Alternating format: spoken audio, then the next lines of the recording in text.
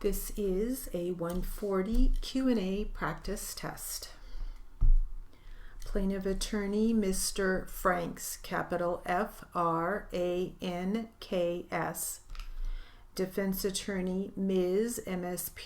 Blake, capital B-L-A-K-E.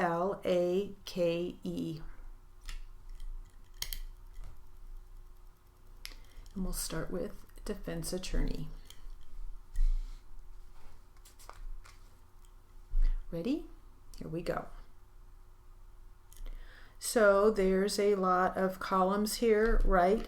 Is that fair to say? Absolutely. And in a second, I'm going to show you the columns, or at least some of the columns for April 15th. Is it fair to say that T-Mobile does not give you the seizure time?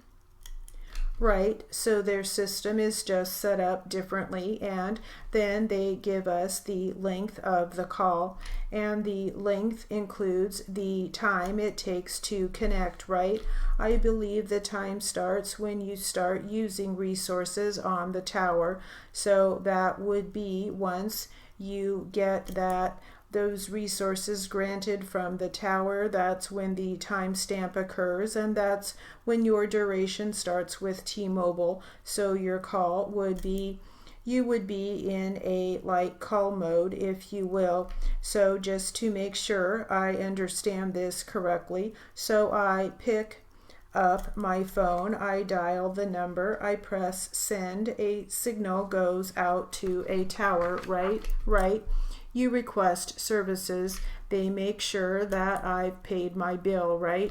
Hopefully you usually register before that part, all right?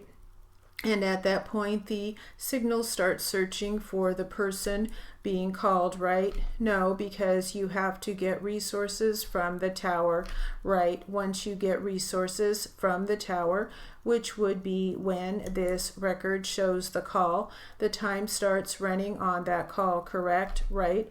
Once those resources are granted from the tower, that's when the duration and the timestamp occurs. Okay, but the call is not always received by the person whom I'm calling at that moment.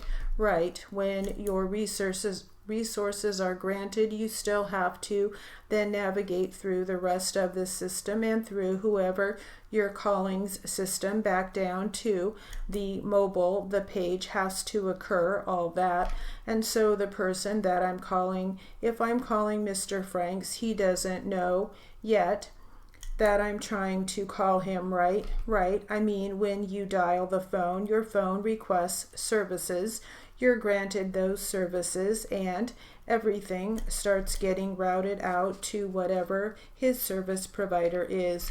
Okay, so showing you, but the time has already started on your end. Now, sir, maybe this is just for the witness, unless Mr. Franks doesn't have an objection. I don't know what it is. Could we just get that on? I'm going to plug this in, or try to. It's a page from the call detail from T-Mobile. It's on the screen. Can you zoom in, please? I'm sorry. Can you zoom in, please? Yes, I think this is an exhibit. I'm sorry, this is an exhibit. I think a portion of it is, but if it's an exhibit, if it is, it's 1172. I'm just asking if you have any objection if I show it to the witness and the jury. I'll ask the witness first. Mr. Fitz, do you recognize what's on your screen? Yes. Okay, and that's a portion of the T-Mobile records, correct? It appears to be, yes. And let me just slide it over a little bit more and then slide it up so you can see the top column, right? Yes. And that says duration seconds, right? Yes. And again, that is the time from when the caller started using the resources, as you put it, of the phone, cell tower, correct, to when the call ended. Well, if it's an outgoing call, yes. Okay, all right. Well, let's go back in reference to that call. Your Honor, if it's not in evidence, I'd offer it at this time. No objections, I'm sorry. Okay, I guess that would be defendants 2. Do you want to give it defense 2? Unless we changed over. Did we change over to 3002? We'll fix that later. Okay. And that shows that the phone call from 9151, which would be Jake's phone, right? Yes, at 2:49 p.m. outgoing call. It lists it as 19 seconds, correct? That's correct, but that's not the length of the conversation. That's the length that that phone was using T-Mobile resources. So maybe the length of the conversation was shorter than that. It's quite possible, yes, if there was a conversation at all. I don't even know if there was a conversation, but if there was a conversation, it was certainly shorter than this, right?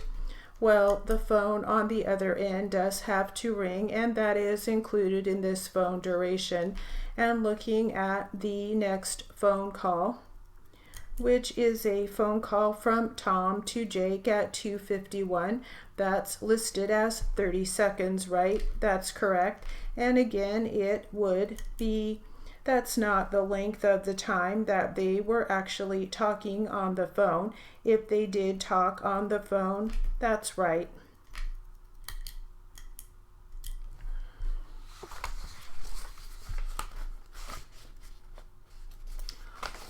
All right, we have a short word list. T-Mobile is T-capital M-O-B-I-L-E. Mr. Fitz, capital F-I-T-Z. Jake, capital J-A-K-E. Tom, capital T-O-M. And that's it for the word list, and that will conclude our 140 Q&A practice test.